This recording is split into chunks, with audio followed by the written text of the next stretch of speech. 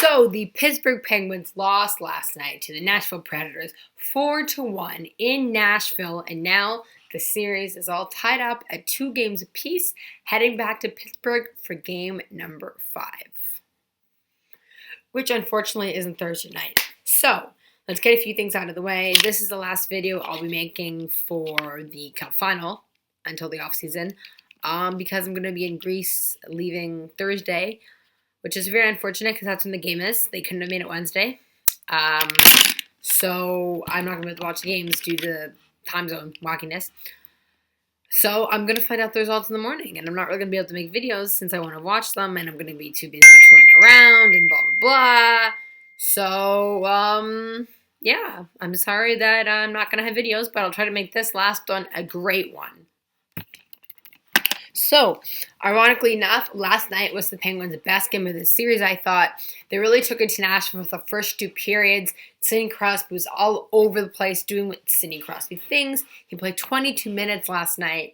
He led all forwards and was only second in ice time, I think. He was an absolutely beast last night.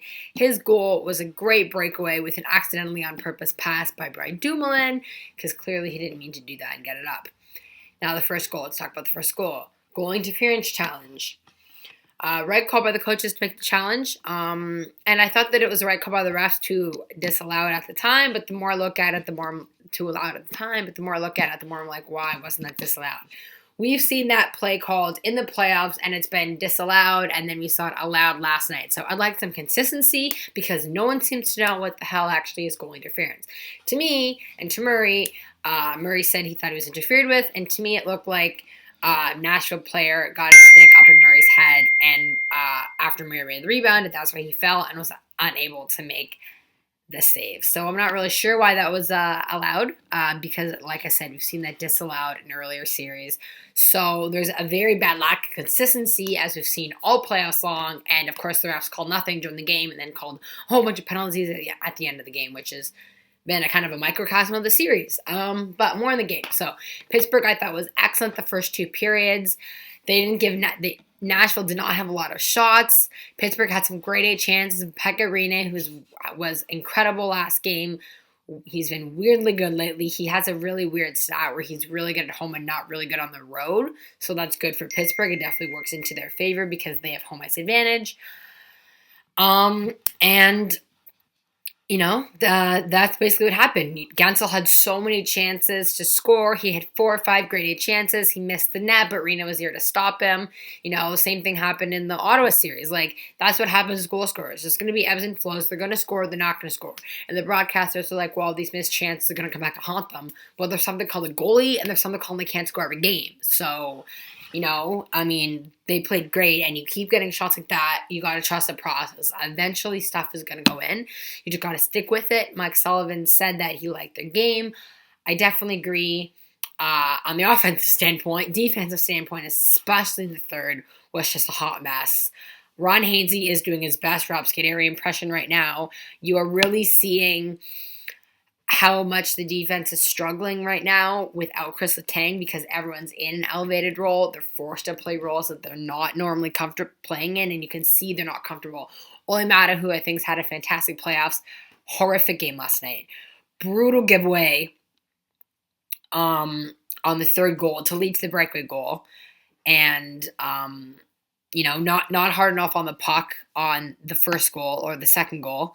And Murray almost made the second save, too. That would have been an incredible save. I thought he made it. It's really unfortunate that went in because that was a backbreaker. But he literally did everything he could. But where's the defense? Matt has not been good. Hainsey was just handling the puck like it was a grenade. Throwing the puck up ice all night. Blind passes. Like, he is good in a bottom pairing sheltered role, which is the role that he should be in. And apparently Jacques Martin is in charge of defense. I don't know what Jacques Martin is seeing to make him say, oh yeah, this Dumoulin Hainsey pairing is great. Let's keep them together. Because he's clearly not watching the same game as the rest of us. Because that pairing has stunk from head to toe. Dumoulin is a solid defenseman. He's a good player. He's clearly banged up right now, but neither of them is the fleetest of foot. And that's why Dumoulin works so well with Letang, because Letang is so fast he can get to those loose pucks. When you have Dumoulin and Hainsey playing together, neither of them can get to loose pucks. Mata's not the fleetest of foot. He got walked last night a couple times, especially when Nashville's D is so aggressive. It's really exposing Mata. Daly's supposed to be a fast skater, but he's made some boneheaded decisions, and he's not looked fast, although I think he's definitely played better in playoffs. But he was not good last night. And then you have Schultz and Cole, who have been the most consistent of the two, and that's why they're still together.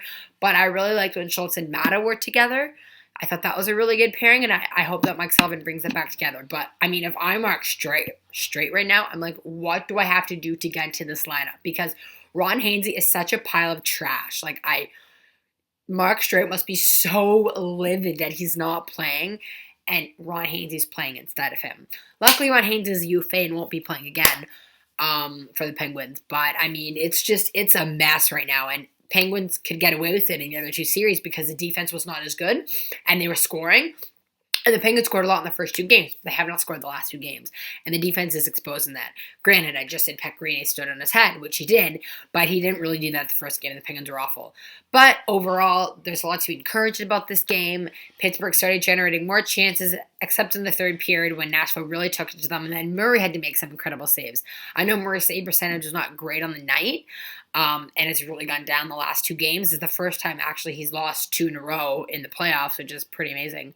But I thought he had a phenomenal game. He made some incredible saves. The puck that he almost got on that Gaudreau goal. He made like 4 or 5 grade A saves in the third period alone.